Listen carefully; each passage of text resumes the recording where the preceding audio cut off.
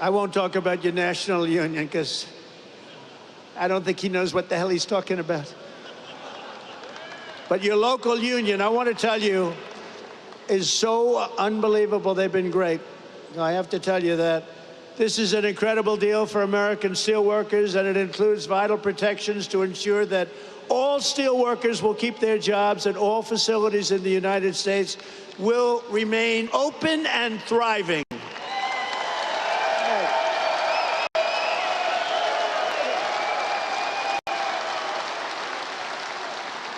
U.S. Steel will maintain.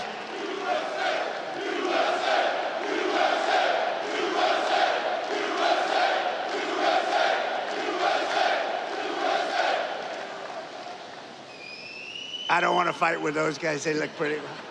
I'll never fight them.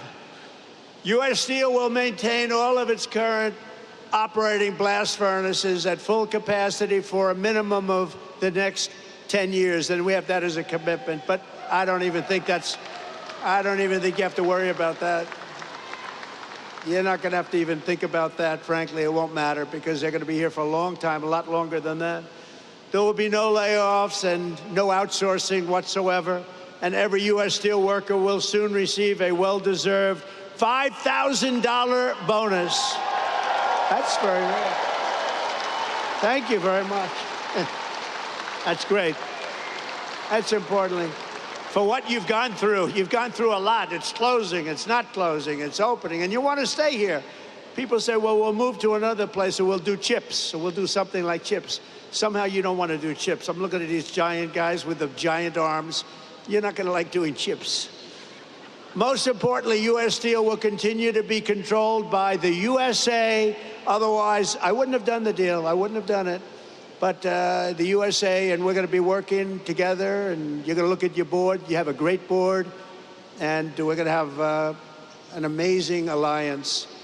In this audience are many of the incredible workers who will really be bringing our steel industry roaring back to life, and it's going to roar, including a man who has supported me from the very beginning, the founder and steelworker of Steelworkers for Trump in this area. I have some of these guys, they're great. And I had somebody in Michigan that was so great. I love that guy, and I love this guy. He's been with me from the beginning. Brian Pavlik. Brian, come up here. Come up here, Brian. Brian's been with us from the beginning. Oh, look at him, big guy. Thank you, Brian. Appreciate it. Thank you. Oh, yeah. Yes, you did. It's a great day to be an American steelworker. It's an honor to be on the stage with my hero and the greatest president ever, Donald J. Trump.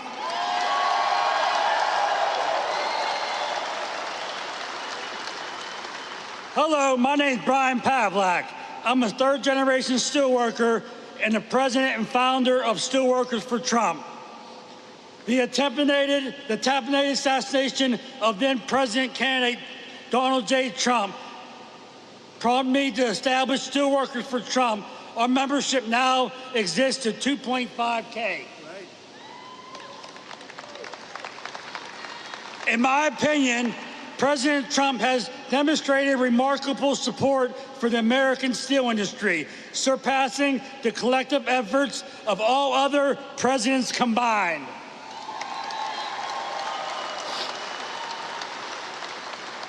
Through tariffs, he has fought to keep steel being made in America rather than being dumped onto us by China.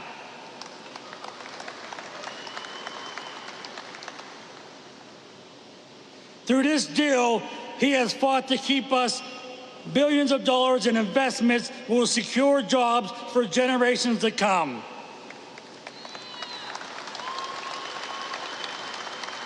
Thank you, President Trump. I don't want to have them come in the way they allowed to come in.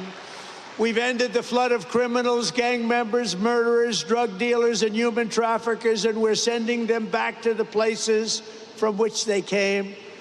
And the future of American workers is only getting brighter. I said before, and I'll say it again, we have the hottest country right now in just 4 months. but actually you have to go back to November 5th. Since November 5th, that was election day, we had the greatest election victory, they say, in 129 years, the most consequential election in 129 years. I don't know what 129 years was, but we'll check it out later on. We'll find out. Must have been something pretty good. But we have the most consequential. We won every swing state. We won the popular vote. We won the districts, 2,750 to 505.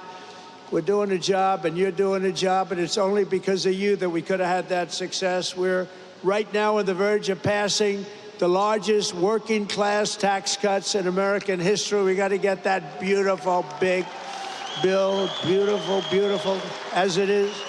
We got to get it passed. The Senate, call your senators. And I'll tell you, you have great people representing you. Your senators, your congressmen, you have great people. Every single Democrat House member voted to impose the largest tax hike in history. The Democrats are voting for the largest, highest tax hike in history. I've never heard of it before. Meanwhile, our one big, beautiful bill will keep income taxes at the current rates and deliver no tax on tips, no tax on overtime, and no tax on Social Security for our seniors.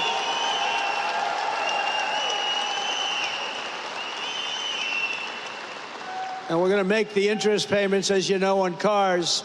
We're going to take the car payments, and we're going to make them, those interest payments. You buy a car, you borrow money. We're going to make interest payments tax deductible, but only if the car is made in America, and that means made with American steel and steel from U.S. steel. And we're permanently expanding the child tax credit, and we're creating a special Trump account for every newborn child, starting them off with a $1,000 credit to be invested over the course of their life. A little baby is born, they're going to start off with $1,000. And if we do a good job of investing their money, we're going to go with one of the investing guidelines.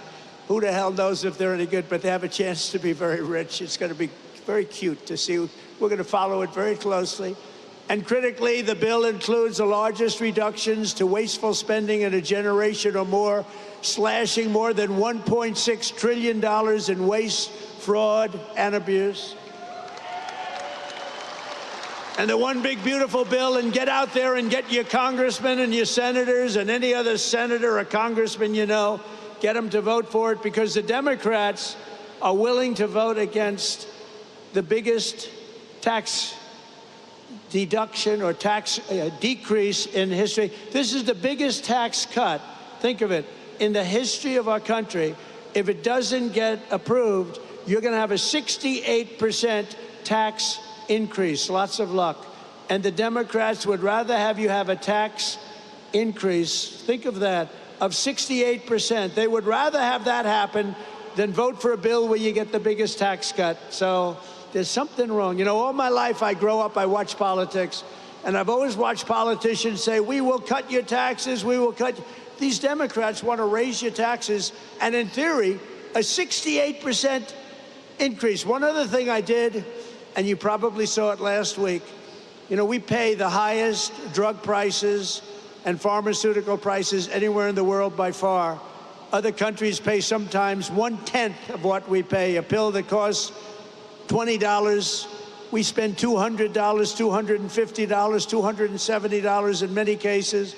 It's the most unfair thing I've ever seen. And last week I did what had to be done, and it wasn't easy against the biggest lobby anywhere probably in the world, most powerful lobby, the drug companies, and I'm not even calling them bad, but they were able to do things. They're going to be fine, by the way. They're going to just stabilize.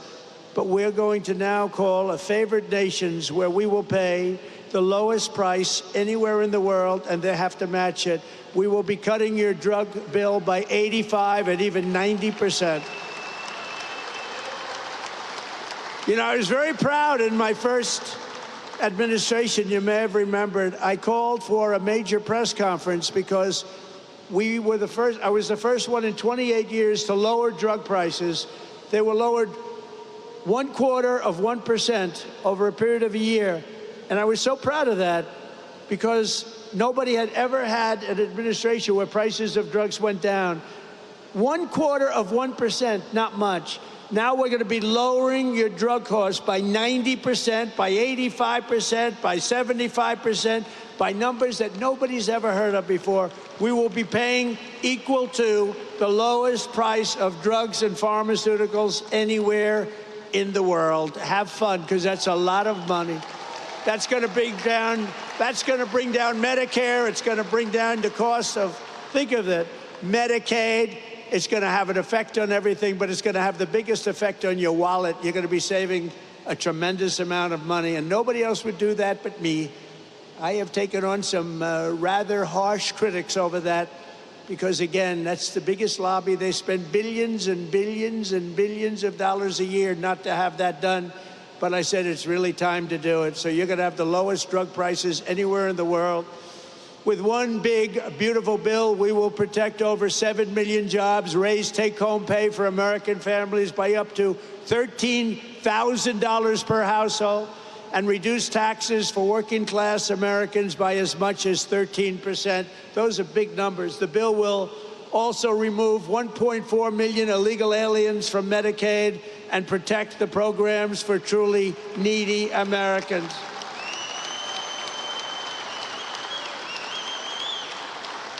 And it includes funding to hire 3,000 new Border Patrol agents and 10,000 new ICE agents. And these people like you, these are heroes. The jobs they have done, they go into areas that are so dangerous, it's unbelievable, but they're tough, they're smart, and they love our country.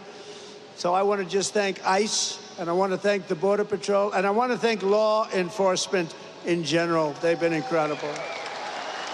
Really incredible.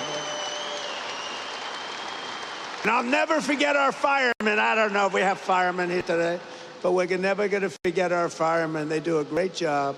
Over the past 4 months, we've accomplished more than most administrations achieve in 4 years or even 8 years. We've done this in 4 months. We've done something on spirit and optimism and pride, which is sweeping across our land. And with the announcement, it's surging like never before here in Western Pennsylvania. Remember, the entire world is watching us today. I'm making a speech, and I have millions and millions. Look at all the fake news back there. Look at that. That's a lot of fake news, come to think of it. Now, they've been pretty good to us here. They've, gave us a reasonably accurate display. But all over the world, look at that. All over the world, they're watching your local region and how well it's doing and how well it's going to do. For generations, the workers of this region have always been there for our country when we needed you most. You built this country from Pittsburgh to Pottstown, from Bethlehem to Hopewell, and from Washington County to right here in Western Mifflin. The foundries and blast furnaces of Pennsylvania have smashed foreign armies, strengthened the hulls of the world's greatest navy, raised up majestic cities, won 2 world wars, and made America into the richest, strongest, and most powerful country on the face of the earth. And it's suffered greatly over the last 4 years, but we're going to get it back, and we're going to get it back fast. It's almost back already. It suffered, though. It suffered. I'm not going to make any excuses. It suffered with incompetent, radical left lunatics. But under our leadership, we're making it richer, stronger, and more powerful than ever before. And that's why I want to thank you very much. And thank you, Prime Minister, and thank everybody. They all knew what was happening here. With the help of patriots like you, we're going to produce our own metal, unleash our own energy, secure our own future, build our country, control our destiny, and we are once again going to put Pennsylvania steel into the backbone of America like never before. The golden age of America has only just begun, and together we are going to make America great again, greater than ever before. Thank you very much, Pennsylvania, and God bless America. Thank you very much. God. Central casting. Thanks, God. We had a good report today. I don't know if you saw. The numbers were through the roof, and there was no inflation. And they said, Trump was right again. They were all saying, oh, inflation, inflation. We're taking in billions and billions of dollars in tariffs and other things, and we're keeping our competitive nations, we're keeping them, they're competitors, and we're keeping them totally at bay. And we right now have the hottest nation anywhere in the world. And 6 months ago, we had a nation that was dying. We had a nation that was cold as ice. And now we have the hottest, most talked about nation anywhere in the world. Anywhere. Good job, Scott. Also, Secretary of Labor, Lori Chavez DeRemer. Lori, thank you very much. Highly recommended by the Teamsters and a couple of others, I have to tell you. And I said, I'll take that. I'll take that. But she's been fantastic. Also, we have some incredible congressmen and women. Mike Kelly, where's Mike? Mike, he's wearing a shirt today. A lot of times he doesn't. If it's cold, he doesn't wear shirts. Thank you, Mike. Dan Muser, who I hear is going to maybe be running for governor. That's what I hear. I hear there's a rumor about that. There's a rumor about that. Another man, yeah, good luck with that, Dan. I'll tell you, if that's your decision, you've got my support. You know that, right? If you run, you've got my support. He's been a guy, don't you think? He's been a great congressman. He's been a great congressman. And if you run, you have my support totally, and you'll win. You'll win. The people are going to get it real fast. Thank you very much. Good luck. Guy Reschenthaler, who is a fantastic person, with a very good friend of mine today, and I appreciate you coming together. And Guy, thank you very much. What a job you've done from the beginning, right? We never had a problem from day one, you and I. So thank you very much, Guy. Great job. Mike Ruley. You know Mike? Where's Mike? Mike? Thank you, Mike. Great job you're doing. Thank you. Really, really good. And another friend of mine, a great hockey player, actually, Pete Stauber. Pete, thank you. What a great hockey player. He was the real deal, right, Pete? He'll even admit it. He's going to admit it. Pennsylvania Senate President Pro Tem Kim Ward. Thank you. Good job, Kim. Good job. Thank you. A woman who's an incredible writer, actually. She understands what they call the Rust Belt. We won't be able to call this section a Rust Belt anymore. It'll be a golden belt. It'll be a golden dome, right? It'll be part of a golden dome that we're building to save everybody's lives. But this is a woman who's really fantastic. She's a brilliant writer. She just got signed up by, of all groups, the Washington Post. That's big time. Selena Zito. Where's Selena? She's around here. Selena, thank you. She understands you people and me better than we do. She understands us, and she got it right from the beginning with Trump, didn't you, Selena? She said right early on, guess what? He's going to win. That was when people were saying, really, is he running? He's only doing this for fun. She said, no, he's going to win. And I wouldn't say it's fun, but boy, are we doing progress, right? We're making big progress. So you have a couple of people here that I wanted to introduce because, you know, being a guy that's watched a lot of football, this man had tremendous courage. He had a lot of grit. And everybody knows he wasn't the largest person on the field at all, but he was, in many ways, the most courageous. Rocky Bleier. Rocky. Come up here, Rocky. Come up here. Come up here, Rocky. Come up here, Rocky. He's such a great heart. Come on up here, Rocky. Wow. And two other people I want to bring up because I'm a fan of your Steelers. And I happen to think a really good quarterback is a man named Mason Rudolph. And I think he's going to get a big shot. He's tall, he's handsome, got a great arm. And I have a feeling he's going to be the guy. So Mason Rudolph, come up here. And also a safety who's an absolute killer, Miles Killebrew. Do you know Miles? Come on up here, Miles. Come on up here, fellas. What a team, huh?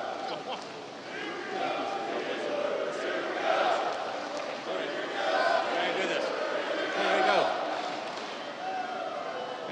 Mr. President, on behalf of U.S. Steel and to the people of Pittsburgh, more importantly, though, to all the Steeler fans that are here this evening. I have the honor of making you an honorary Pittsburgh Steeler and would like to present to you your jersey as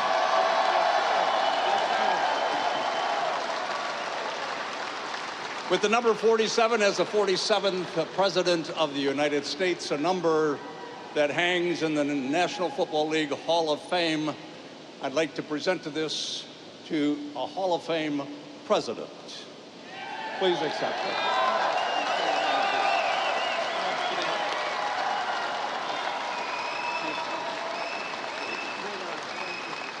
Come on, say something. Come on. Listen, I'm honored to be here with a great Steeler legend like Rocky Bleier, somebody who fought for our country in Vietnam and came back and played some great football with the black and gold. Awesome to be here, a part of this big investment in Pittsburgh. Go Steelers.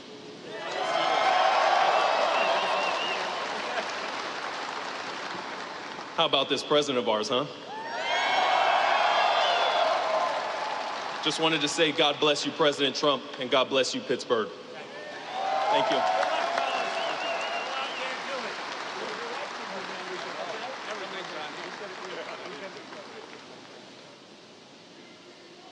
Thank you very much, everybody. It's a great group of people. And he did have a lot of courage, didn't he? Not that big. It's like up there. I said, Rocky, I've had you up to here. But boy, does he have a heart, right? Hearts, it's all about the heart.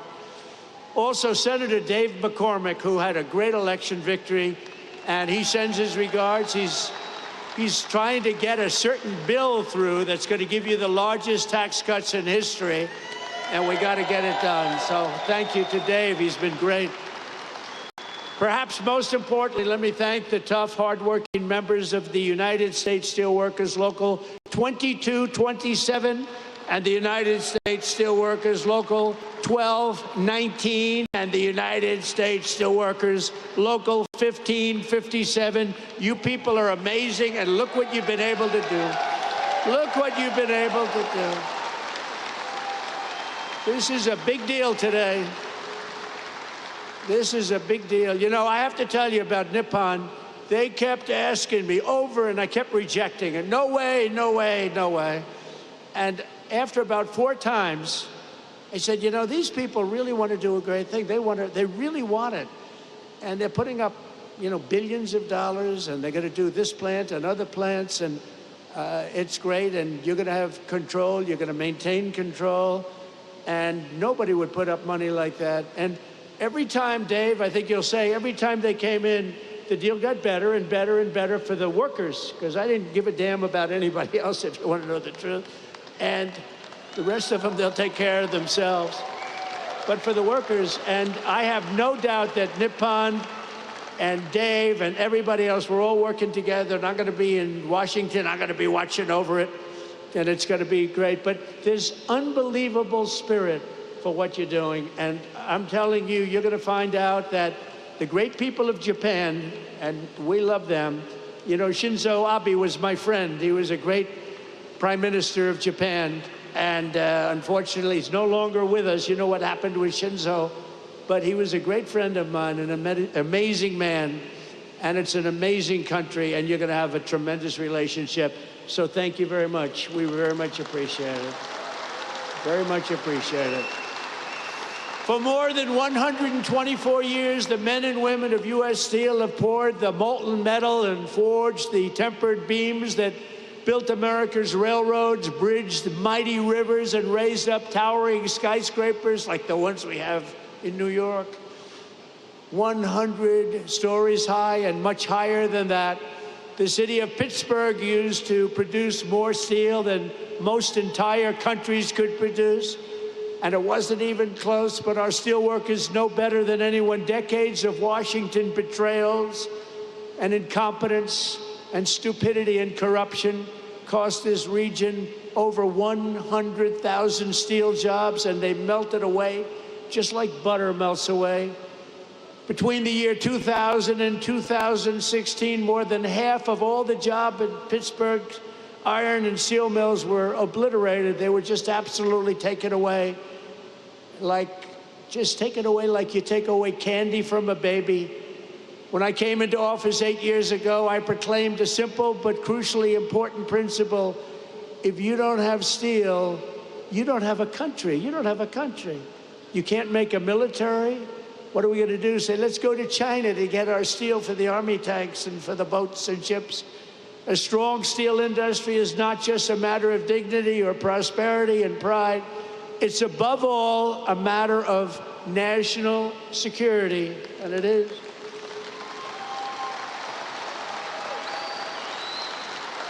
You're going to see some amazing things here. That's why I fought for the American steel worker like no president has ever fought before. That's why I won your votes like no president has ever won before. And right from the beginning, it didn't take long. You got it right from the beginning. I think before I even opened my mouth, because even as a private citizen, I used to fight and say, what are you letting all of these countries come in and steal your jobs, bring them to other countries? Why do you let that happen? Not only here, but all over the country. In 2018, I imposed historic tariffs on foreign steel, and the results were amazing. You wouldn't have this plant right now if I didn't put on 25% and 50% tariffs. They were dumping steel, as you know, from China and from all over the world. They were dumping it all over our country, dumping it. And it was bad steel, it was garbage, but it was steel, and it was cheap as hell. And it was a terrible thing, and you wouldn't have had any steel mills. I don't think, Dave, they'd have a steel mill open in the country if we didn't do the tariffs. And it was just in time. It was just in time. They were closing up as fast as you can count. In a few short years, domestic steel production surged by more than 10 million tons. Imports from your foreign competitors dropped by 24% almost immediately. And more than $15 billion of investment poured into American steel throughout the United States, all because you had a president who stood up for our steel workers and put America first. I'm very proud of that one. Stood up for everyone else, too. But then came 4 calamitous years of a president who obviously wasn't doing the job. I'm trying to be nice, so you know, I have to be nice. But what he did to this country is a disgrace. Between the borders, millions and millions of people pouring through our borders from all countries all over the world. They came from the jails of the Congo.